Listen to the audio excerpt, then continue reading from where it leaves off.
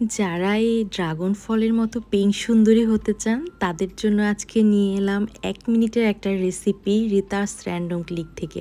এই ফলটা এখন সবার বাসার ছাদে অথবা বারান্দায় হয়ে থাকে, তাই এটা হাতের কাছে পাওয়াটা খুবই সহজ।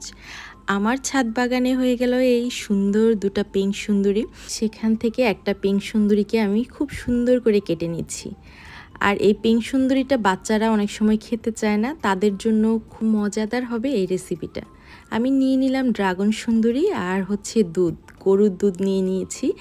এক ঢিলে আমি 2 পাখি মারবো, ড্রাগন ফলটাও দিচ্ছি এবং গরুর দুধটাও দিচ্ছি, যেন আমি বাচ্চাদেরকে এক ঢিলে 2 পাখি একসাথে খাইয়ে দিতে পারি।